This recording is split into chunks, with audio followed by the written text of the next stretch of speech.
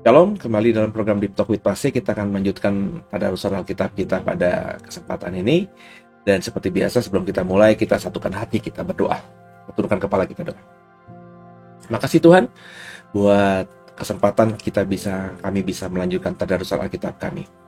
Dan kami siap diberkati, berikan hikmat rema urapan-Mu, sehingga ayat-ayat yang kami baca sebentar menjadi terang dan kami mendapatkan sesuatu untuk menjadi bekal kami dalam melewati sisa hidup di bumi ini, dan juga bisa membuat kami semakin antusias dalam iman kami kepada Tuhan, sehingga hidup kami di bumi semakin jadi berkat bagi banyak orang, dan di atas segalanya menyenangkan Tuhan. Jangan satupun kami yang Kau lalui, kami siap diberkati.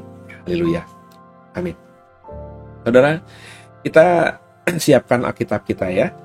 Dan sebelum kita siapkan Alkitab kita, saya mengajak semua untuk siapkan diri juga, supaya jika ayat-ayat kita baca, kita semakin punya pemahaman yang benar tentang Tuhan. Haleluya. Walau seribu rebah di sisiku, Kau tetaplah Allah penolongku. Walau 10.000 rebah di kananku, takkan ku goyah, sebab Yesus sertaku.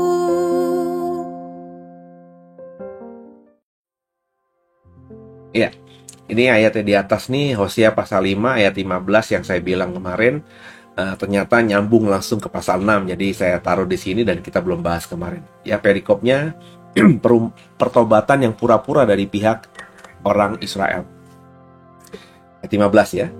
Aku akan pergi pulang ke tempatku sampai mereka mengaku bersalah dan mencari wajahku. Dalam kesesakannya mereka akan merindukan aku. Pasal 6 ayat 1. Mari kita akan berbalik kepada Tuhan, sebab Dialah yang telah menerkam dan yang akan menyembuhkan kita, dan yang telah memukul dan yang akan membalut kita. Ia akan menghidupkan kita sesudah 2 hari. Pada hari yang ketiga Ia akan membangkitkan kita, dan kita akan hidup di hadapannya. Marilah kita mengenal dan berusaha sungguh-sungguh mengenal Tuhan. Ia pasti akan muncul seperti fajar. Ia akan datang kepada kita seperti hujan pada akhir musim yang mengairi bumi.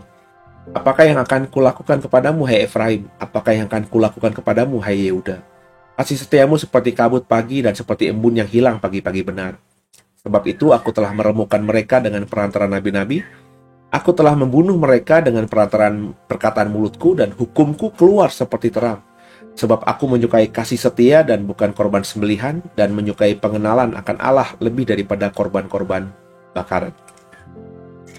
Ya, ini adalah perikop yang menarik gitu ya, karena jelas LAI memberikan tagline pertobatan yang pura-pura dari pihak Israel.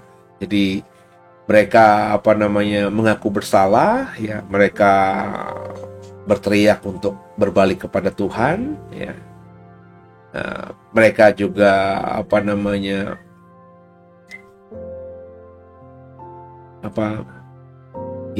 berperilaku seperti orang yang sudah berubah ya, tapi sekali lagi ya,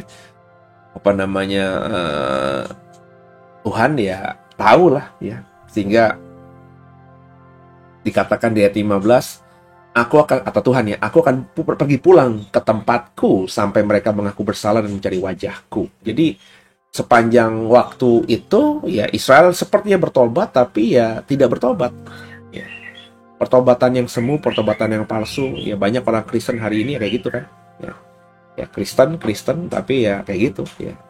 Doa ala kadarnya, Kristen tapi nggak pernah baca Alkitab ya. Ke gereja juga nggak pernah. Tapi Kristen gitu ya. Klaim mereka Kristen, mereka percaya, tapi ya cuman agama doang gitu ya. nggak membuat iman mereka bertumbuh, pemahaman mereka tentang Tuhan ya gitu-gitu aja, ya nggak bertambah gitu ya. Ini yang penting gitu saudara ya, jujur terhadap diri. Ya kalau ditanya orang Kristen kenal Yesus nggak kenal, tahu Yesus nggak tahu, tapi pengenalan mereka ya nggak bertumbuh, dari dulu ya begitu-gitu aja gitu.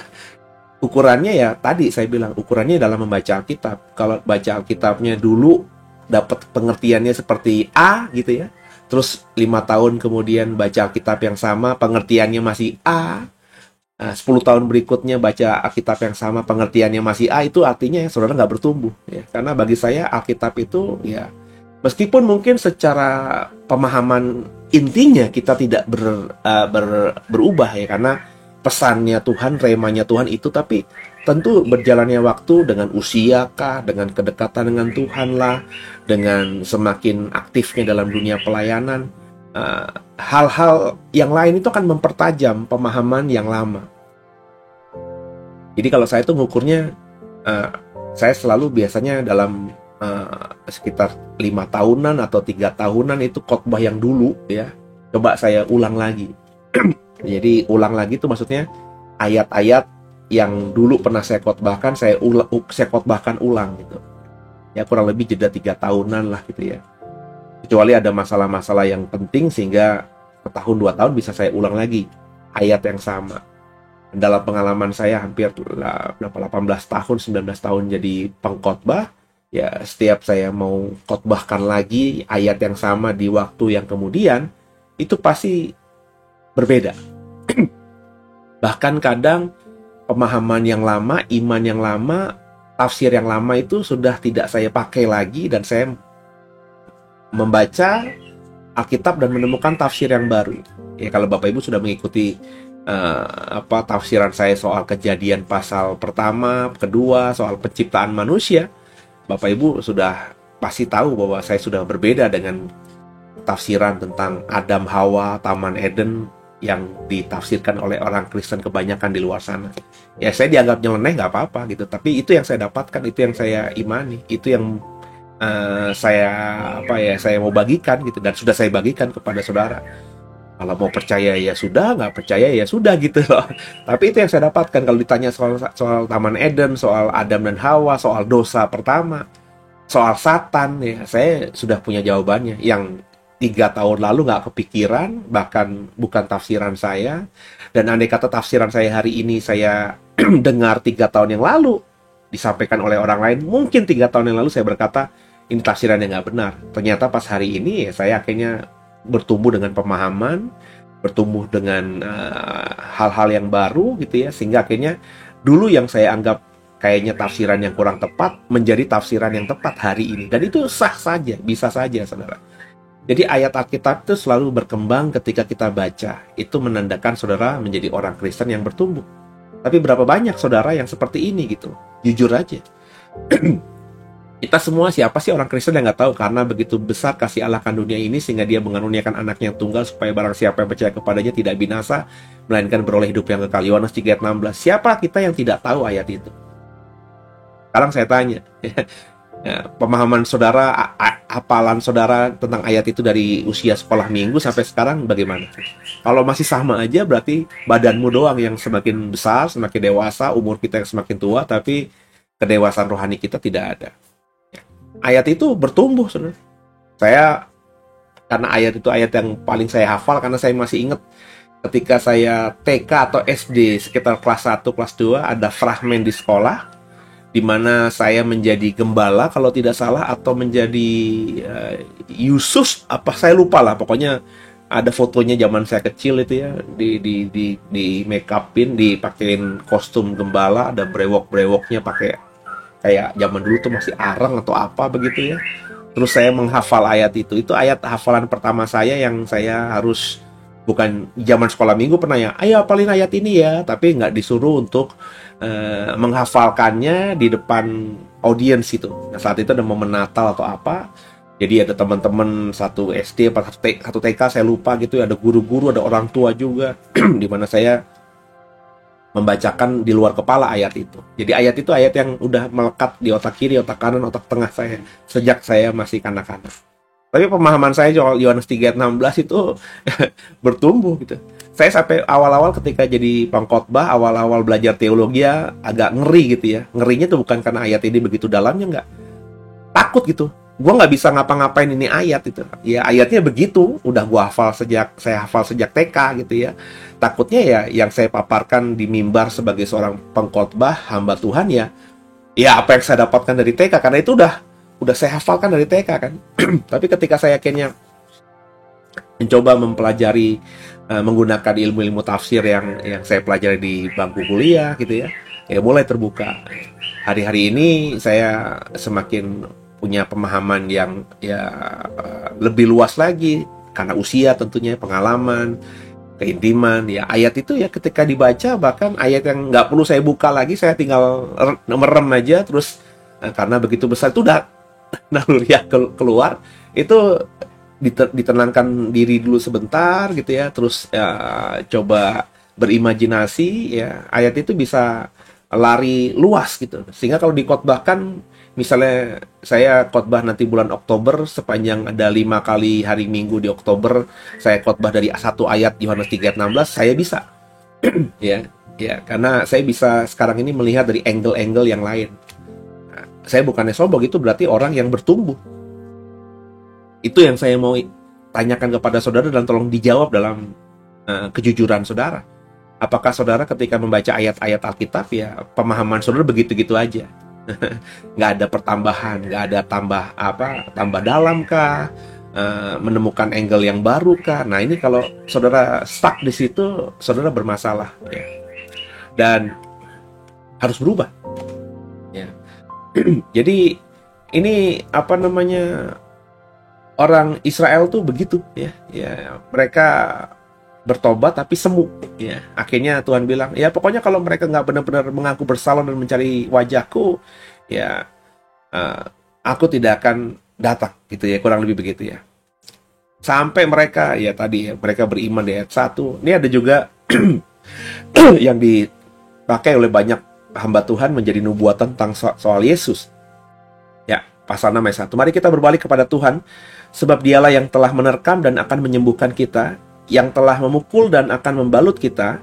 Ia akan menghidupkan kita sesudah 2 hari, pada hari yang ketiga ia akan membangkitkan kita, dan kita akan hidup di hadapannya. Ya memang ini gambaran sepertinya yang dikerjakan Yesus. Dia mati 2 hari, kemudian hari ketiga dia bangkit dan lain sebagainya. Tapi apakah benar ayat ini bicara soal kebangkitan Yesus? Ya kalau sekarang kita sebagai orang Kristen kita bisa mengatakan ini apa yang terjadi atas diri Yesus kalau dalam konteks Hosea nanti. Kalau sekarang ini yang terjadi pada Yesus 2000 tahun yang lalu. Dia mati dan hari ketiga dia bangkit. Sudah dinubuatkan oleh Nabi Hosea. Seringkali banyak orang membacakan Hosea pasal 6 ayat 2 ini gitu ya. Tapi kalau kita lihat konteksnya kan Hosea tidak bicara soal Mesias, Hosea tidak bicara soal juru selamat, Hosea tidak bicara soal kedatangan hamba Tuhan yang nanti mengorbankan nyawanya dan mati untuk kita dan bangkit di hari ketiga. Tidak sama sekali bicara soal itu. Hosea pasal 6 ini. Apakah cuma Yesus yang tanda kutip dibangkitkan di hari ketiga? Kalau kita baca cerita Yunus pun ditelan oleh ikan besar. Dan baru di hari ketiga dia dimuntahkan ke darat. Itu bahasa ayat yang bicara soal Yunus kembali keluar dari perut ikan ya. Jadi ini bicara mengenai banyak hal ya. Bisa saja sih Hosea dapat nubuatan, penglihatan samar-samar soal apa yang dikerjakan oleh juru selamat atau Mesias Yesus ratusan tahun kemudian setelah dia mati. Tapi ya untuk menafsirkannya, menghubungannya langsung dengan Yesus, memang kita harus berhati-hati. Dan saya cenderung tidak memakai itu gitu ya, karena bukan saya tidak percaya Yesus itu mati dan bangkit pada hari yang ketiga gitu ya. Tapi ya dengan hanya membaca ayat pasal 6 ayat 2 Hosea ini, saya tidak terlalu punya pemahaman bahwa ini bicara soal Yesus gitu. Apalagi lihat konteks ayatnya, di atasnya, di bawahnya ya tidak sama sekali bicara soal itu. Ya, apalagi kata yang dipakai adalah kita, ya, bukan dia, ya. Jadi tidak merujuk pada seseorang yang akan melakukan atau mengalami ini di masa depan. Jadi intinya yang Hosea mau sampaikan ini, ya, kita harus bertobat dengan sungguh. Nah, kalau sudah bertobat dengan sungguh, ya meskipun kita ini mati, ya nanti akan Tuhan bangkitkan. Ya, kurang lebih begitu yang saya dapatkan. Hari ini kita susah, hari ini kita menderita karena dosa kita. Kita tidak sadar selama ini yang membuat kita susah adalah dosa kita. Terus kita bertobat benar-benar sama Tuhan, berbalik kepada Tuhan dengan segenap hati. Ya, itu meskipun hari ini kita menderita, tanda kutip mati, kata orang banyak, kita ini udah nggak ada harapan. Tuhan bisa mudah untuk membangkitkan kita. Ya, ya, jadi itu yang saya dapatkan, dan itu yang membuat saya lebih sejahtera daripada alih-alih memaksakan ayat ini untuk bicara soal nubuatan soal kebangkitan Yesus. Itu kalau saya, ya. Meskipun ya saya tidak berkata menafsirkan seperti itu salah, karena kita yang sudah di dalam terang Yesus, terang Roh Kudus, kita tahu jelas Alkitab Perjanjian Baru mengatakan Yesus bangkit di hari ketiga. Sehingga ketika kita membaca Perjanjian Lama, ada hal-hal yang kurang lebih sama. Mati, bangkit di hari ketiga, itu bisa kita langsung hubungkan secara konteks jauhnya, ya, dengan kebangkitan Yesus. Tidak salah. Cuma kalau saya secara pribadi, saya kalau mau khotbahkan soal kebangkitan Yesus, ya nggak akan pakai ayat ini. Ya, ada lebih banyak ayat lain yang membuat saya sejahtera, membuat saya sukacita, mengajarkan kepada orang banyak tentang bahwa kebangkitan Yesus, kematian Yesus itu sudah dinubuatkan jauh-jauh hari dalam Perjanjian Lama. Ada banyak ayatnya daripada kalau saya, ya, memaksakan ayat ini untuk menjelaskan, ya, membuat sebuah statement atau pernyataan bahwa Yesus bangkit itu sudah dinubuatkan oleh PL. Ya, kalau yang lainnya tidak sepakat dengan saya, ya nggak apa-apa. Namanya juga kita sedang menafsirkan sesuatu yang beda dalam penafsiran hal yang normal, hal yang lumrah. Jadi ketika kita berbalik kepada Tuhan dengan segenap hati, Tuhan tuh bisa memulihkan kita dengan luar biasa, dengan cepat sebenarnya. Tapi juga dalam pasal-pasal sebelumnya, ya seperti tetap dimasukin padang gurun, ya, tetap dicuekin, ya. Jadi Tuhan itu ketika 1 tambah 1 nggak otomatis 2. Ya, itu di dalam kacamatanya Tuhan. Ya, meskipun ujungnya nanti 2, tapi bisa panjang gitu, ya, bisa koma dulu, bisa ada hal-hal lain yang membuat 1 tambah 1 tidak langsung otomatis 2. Itu yang saya paham soal Tuhan. Jadi Tuhan itu tidak bertindak sama kepada semua orang. Ya, saya nggak tahu apakah Tuhan pilih kasih apa tidak gitu, ya. Tapi memang faktanya seperti itu. Ada 2 penjahat sama-sama bertobat, satu segera dipulihkan Tuhan, punya bisnis yang baru, orang banyak terima dia, tapi penjahat yang sama dengan dosa yang sama ketika bertobat, terus harus melewati padang gurun. Sehingga orang ini akhirnya berbuat dosa lagi gitu, ya. Terus akhirnya bertobat lagi, proses panjang sampai akhirnya dia merasa bahwa hidupnya di bumi ini sia-sia dan dia bertobat sungguh dan nggak mau lagi berbuat dosa, dan ketika hidup susah kayak apapun dia mau syukuri. Nah, ketika momen itulah dia baru mengalami pemulihan Tuhan, mengalami damai sejahtera dan lain sebagainya. Ada banyak orang dalam kasus yang sama itu mendapatkan terapi atau pertolongan Tuhan dengan cara yang berbeda. Nah, ini uniknya, saudara, ya. Jadi kita harus menyadari hal ini, dan itu yang mau disampaikan oleh Hosea pasal yang kelima ini, ya. Jadi yang penting kita bertobat dengan sungguh, ya. Dan jangan tidak sungguh-sungguh, sebab kalau tidak sungguh-sungguh, ya akhirnya kalau Tuhan lihat seperti ayat keempat, ya, bahwa kasih kita, pertobatan kita itu seperti kabut pagi, embun yang tiba-tiba hilang di pagi-pagi benar, baru turun basah, ya. Biasanya kalau saya pagi-pagi keluar rumah itu sekitar jam 4:30, jam 5 gitu, ya. Kalau lihat daun-daun itu pasti basah. Bahkan aspal depan rumah itu kadang-kadang basah, padahal tidak hujan gitu, ya. Agak ada air-airnya. Tapi nggak lama kemudian, ya, mungkin setengah jam, 1 jam, sekitar jam 5:30, jam 6, itu tiba-tiba sudah kering semuanya. Nggak ada lagi berkas yang saya lihat 1 jam sebelumnya. Ya, jangan pertobatan kita seperti itu gitu, ya. Sebab kalau seperti itu, ya Tuhan tahu, ya, Dan kalau pertobatan kita sengaja kita buat sia-sia atau bohongan gitu ya, ya Tuhan nanti akan meremukkan kita benar-benar gitu ya. Dan kalau Tuhan sudah meremukkan kita benar-benar, mau kita bertobat lagi, kasih korban bakaran kayak apa, persembahan kayak apa, ya sudah Tuhan tidak acuhkan lagi. Dan ngeri kalau Tuhan sudah tidak acuhkan pertobatan kita ya. Jangan sampai kita sampai di titik itu gitu ya. Lanjut. Perikop berikutnya, Efraim tidak mau bertobat. Tapi mereka itu telah melangkahi perjanjian di Adam. Di sana mereka telah berkhianat terhadap aku. Gilead adalah kota para penjahat penuh dengan jejak darah, seperti gerombolan menghadang, demikianlah persekutuan para imam. Mereka membunuh di jalan yang ke Sikem. Sungguh mereka melakukan perbuatan mesum. Di antara kaum Israel telah kulihat hal-hal yang mengerikan. Di sana ada Efraim bersundal dan Israel telah menajiskan diri. Juga bagimu, hai Yuda, telah ditentukan penuaian apabila aku memulihkan keadaan umatku. Jadi perhatikan baik-baik. Ya, dalam pertobatan itu pun akhirnya terjadi ya politika, terjadi ya apa ya? Sehingga pertobatan nggak sungguh-sungguh gitu. Ya,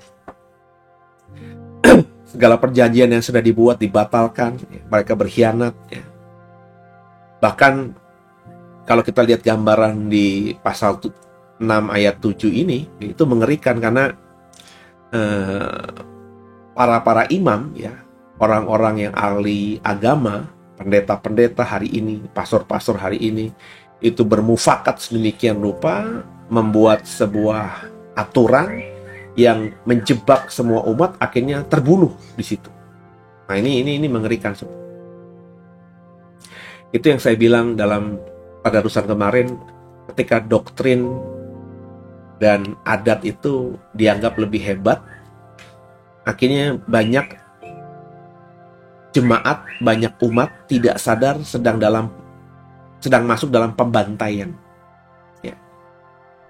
Sebab orang awam itu kan, jemaat itu kan tidak terlalu mau pusingkan dengan liturgi, dengan doktrin dan lain sebagainya.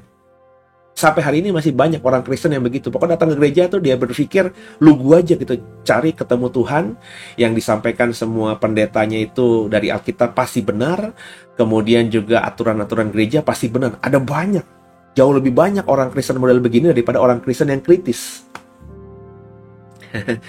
Jadi akhirnya ya tadi ya, menganggap bahwa aturan gerejanya, doktrin gerejanya, pengajaran gerejanya itu hal yang benar, padahal tidak benar. Kenapa begitu? Karena mereka tidak pernah mau baca Alkitab sendiri. Mereka tidak mau tadarusan Alkitab seperti kita.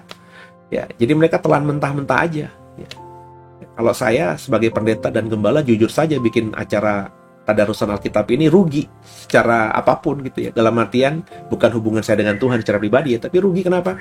Karena dengan saya membagikan, mengajak saudara baca Alkitab tiap hari, ya akhirnya perjanjian baru sudah kita selesaikan, perjanjian lama on the way, nanti selesai juga. Saudara yang tidak pernah baca Alkitab kan akhirnya baca Alkitab.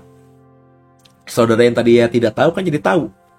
Saudara yang tadi tidak tahu konteksnya kan jadi tahu konteksnya. Ya kayak tadi Hosea yang di atas, yang soal mati 2 hari terus hari ketiga dibangkitkan. Kan banyak kalau di hari Natal, di hari Paskah ya, itu dipakai ayat-ayat ini untuk bicara soal bahwa kebangkitan Yesus sudah dinubuatkan di PL. Tapi kalau kita lihat konteksnya ya, konteks struktur ayat-ayat di atas dan ayat di bawah, kalimat yang bicara soal kebangkitan hari ketiga tadi, itu kan nggak bicara sama sekali soal Yesus, tidak merujuk sama sekali soal Yesus. Ya, memang ayat itu hanya ayat yang berdiri sendiri kan tidak. Kalau ayat itu ayat yang berdiri sendiri tanpa ada ayat di atas ayat di bawahnya, kita bisa langsung klaim itu ayat tentang nubuatan soal Yesus. Tapi kan enggak. Nah, makanya akhirnya seperti saya bilang saya hati-hati. Saya bukan berarti tidak percaya kebangkitan Yesus di hari ketiga itu sudah dinubuatkan perjanjian lama. Ada banyak ayat lain yang lebih mendukung, dan saya tidak akan gunakan ayat ini karena tidak sesuai dengan konteksnya. Meskipun saya tidak berkata orang yang memakai ayat ini adalah orang yang sesat. Ya silahkan saja, karena memang konteks jauhnya bisa kita lihat begitu. Tapi kalau saya tidak. Ya, kenapa? Karena tadi ya sudah baca seluruh konteksnya. Pasal sebelumnya sudah dibaca. Pasal berikutnya besok hari kita baca. Jadi tahu fragmennya ya, tahu ayat ini posisinya ada di dalam konteks apa gitu. Nah, kalau saudara ikuti tadarus ini kan semakin pintar hal-hal seperti itu. Ya, semakin sulit untuk dibodohi. dengan doktrin, dengan ajaran yang saya konsepkan. Doktrin itu kan sesuatu yang dikonsepkan, ya. Doktrin gereja itu para pemimpin gereja kumpul, terus mengkonsepkan apa yang harus kita ajarkan soal Roh Kudus kepada jemaat, apa yang kita harus ajarkan soal Yesus kepada jemaat, itu kan dirembukan begitu. Dari ayat-ayat, dari tafsiran yang mereka percayai, mereka konsepkan, inilah doktrin gereja soal Yesus, inilah doktrin gereja soal Allah, ini doktrin gereja soal Trinitas, soal Roh Kudus, dan lain sebagainya. Dan banyak kita, jemaat, orang awam ya berpikir itu yang benar. Ya belum tentu. Itu kan dikonsepkan. Jadi, kalau mau tahu yang benarnya ya lihat ayatnya, baca ayatnya ya. Makanya saya bukan tidak percaya pengakuan iman rasuli dan tidak menghormati itu dalam kedudukannya dalam iman gereja ya. Saya tahu sejarahnya. Itu terjadi dalam masa-masa gereja awal di mana masih ada orang-orang yang belum paham banyak sehingga akhirnya mereka mengajarkan hal-hal yang berbeda sehingga gereja harus membuat suatu pernyataan iman, sehingga kalau ada gereja yang tidak sesuai dengan pernyataan iman ini ya berarti tidak sesuai dengan kelompok atau gereja yang benar. Itu kan konteksnya begitu ya. Tapi ya zaman dulu kan karena keterbatasan. Hari ini masa terbatas ya? Literatur banyak sekali kok. Dan cara kita menafsirkan lebih hebat kok daripada bapak-bapak gereja dulu. Bapak-bapak gereja dulu mana ada yang menafsirkan Alkitab misalnya lihat konteks ayat aslinya. Ya enggak lah gitu ya. Kecuali mereka memang seorang teolog gitu ya.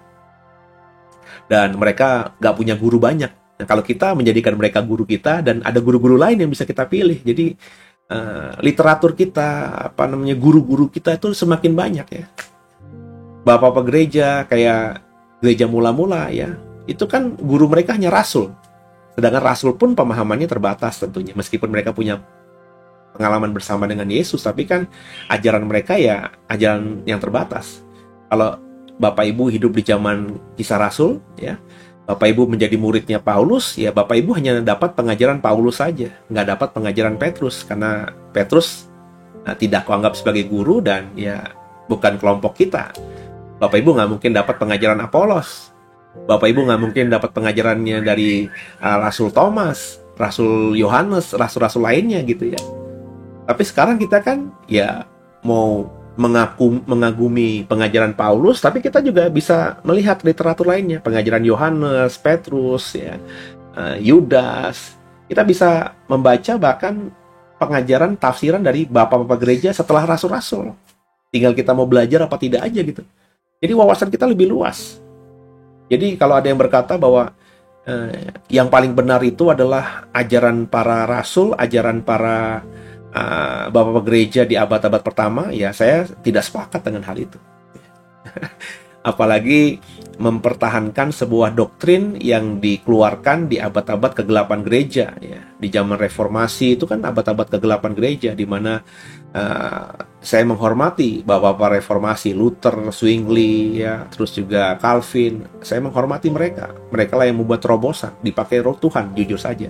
Tapi semangat mereka dalam mereformasi gereja saat itu juga ada masalah subjektivitas ya, mereka yang ditindas oleh, maafkan saya, Roma Katolik saat itu, oleh paus, oleh uskup, mereka yang teraniaya, terzolimi, sehingga sedikit banyak ada jiwa pemberontakan, sehingga ketika mereka melihat atau mengajarkan atau membuat sebuah doktrin Protestan yang baru, yaitu ada, maafkan saya bahasa Betawinya, ada sebelnya dikit dengan doktrinnya Katolik gitu ya. Apakah sekarang kita yang hidup di masa yang lebih tenang itu akhirnya mengatakan doktrin Protestan itu yang paling benar? Ya tidak juga dong saudara ya. Sekarang kita lebih dengan kepala dingin, lebih melihat ada yang baik yang diajarkan oleh doktrin Katolik, doktrin Ortodoks, yang diajarkan oleh doktrin Protestan juga banyak yang baik ya. Nah akhirnya yang baik-baik itu sekarang ini mestinya ya, kita yang hidup di 2022 ini bisa kita tarik gitu, kita ambil gitu, dan kita buat doktrin kita sendiri berdasarkan semua tadi sepanjang sejarah gereja 2000-an tahun ini ya, itu ya. Jadi itu saya ya. Tapi banyak orang kan nggak begitu, pokoknya yang Katolik lah yang paling benar ya, karena ini gereja yang paling pertama. Protestan lah yang paling benar, karena Protestan lah yang membuat gereja akhirnya pengajaran itu bisa sampai ke semua orang bisa punya hak yang sama untuk membaca Alkitab. Ya itu di momennya benar semuanya. Tapi di dalam konteks 2022, di zaman modern, zaman kita hidup sekarang ini, ya belum tentu benar juga. Ini yang harus diadaptasi, ya, direformasi juga kembali, ya. Nah, disesuaikan dengan pemahaman iman kita sekarang. Jadi yang namanya doktrin itu ya memang mestinya sih berkembang, ya, progresif, ya, nggak kaku.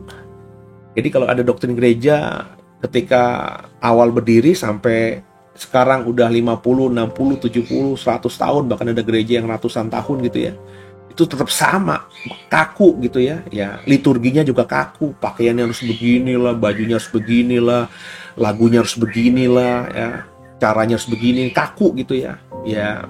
Ya mungkin ada beberapa orang yang cocok dengan hal itu, tapi nggak akan bisa membuat orang-orang menghidupi sebuah ibadah itu. Ya, jadi harus progresif. Nah, ini aja dari saya ya. Jadi jangan sampai kita nanti dengan sengaja terus berbuat salah karena dipengaruhi oleh para pemimpin. Kita seperti gerombolan, ya. Maksudnya para imam itu akan seperti gerombolan, ya, menghadang kita akhirnya habis semuanya. Karena kalau kita terjebak dengan doktrin yang kita anggap dewa, adat budaya yang kita anggap dewa ini, ya, kita tinggal tunggu waktu aja seperti kata Alkitab ayat 10 ini, bersundal dan menajiskan diri. Dan saya berharap kita tidak mau. Makanya baca Alkitab, baca kitab suci, doa tiap hari, itu lebih bagus, ya. Jadi lewat program ini saya mengajak semua lebih cinta kepada Alkitab, lebih ngerti kenapa saya buat program ini, dan akhirnya saudara hidupi sendiri untuk imanmu yang bisa kau bagikan bagi keluargamu. Waduh, jadi kita jadi berkat buat keluarga kita. Semoga dipahami, semoga dimengerti, dan kita semua dimampukan jadi pelaku-pelaku firman.